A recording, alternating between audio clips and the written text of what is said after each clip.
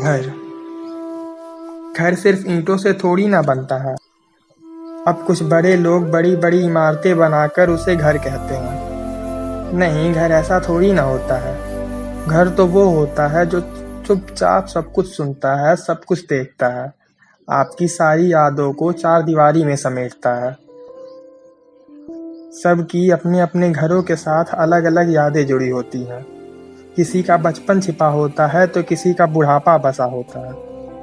कोई एक नहीं, अनेक सी यादें होती हैं अपने अपने घरों के साथ। अब मुझे ही देख लो, मैंने अपना बचपन नहीं देखा, मगर महसूस जरूर किया है अपने उसी पुराने घर में। माँ के हाथों से बने खीर की खुशबू, वो समोसे की महक और भी बहुत कुछ उसी घर में तो सिमटा है। मेरी पहली हंसी से लेकर मेरी पहली खुशी तक, मेरे चलने से लेकर मेरे दौड़ने तक, अगर किसी ने देखा है तो वो है वो घर। घर की दीवारों की एक और ख़ास बात होती है, ये पलों को सिर्फ देखते ही नहीं बल्कि कैद कर लेते हैं। आप जब कभी भी उसे देखो तो ऐसा लगता है जैसे मानो कल की ही तो बात हो।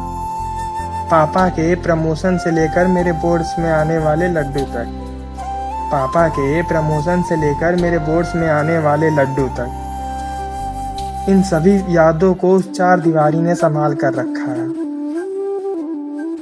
अब ये सब यादें बहुत याद आती हैं, और ये सिर्फ मेरे साथ नहीं हुआ, बहुतों के साथ हुआ है और होता चला आ रहा है। मैं एक छोटे शहर से था, इसलिए 10वीं बोर्ड्स के बाद घर छोड़ना पड़ा, आगे की पढ़ाई जो करनी थी। मेरे बोर्ड्स में बहुत अच्छे मार्क्स नहीं आए थे, इसलिए सबको मेरी और ज़्यादा चिंता थी। सबके जुबान पे अलग अलग सवाल थे, क्या करेगा, कैसे करेगा, इससे होगा भी या नहीं, और वगैरह वगैरह। हो भी क्यों ना, हम मिडिल क्लास वाले हैं ना, हम ऐसे ही होते हैं। छोटी छोटी बातों पे घबराते हैं और बड़ी बड़ी बातों को हंसकर संभाल लेते हैं।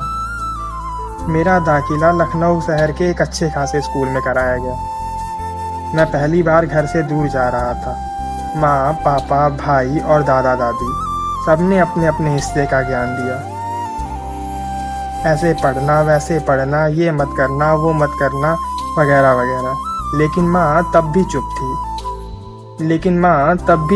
वो नहीं बोल रही थी, लेकिन उसकी आंखें सब साफ साफ बयां कर रही थी। मैं डर रहा था, क्या होगा, मैं ये सोच रहा था। घर से दूर रह लूँगा, कहीं कुछ होगा तो नहीं, मन में अनेक सवाल थे।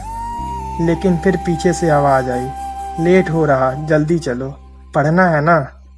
मुझे कुछ नहीं सूझ रहा था। फिर क्या था, बिना कुछ सोचे बैग उठाया और बिना पीछे मुड़े चल दिया। अब यहाँ मैं शायद बड़ा हो गया था, क्योंकि घर क्या होता है मैं ये समझने लगा था।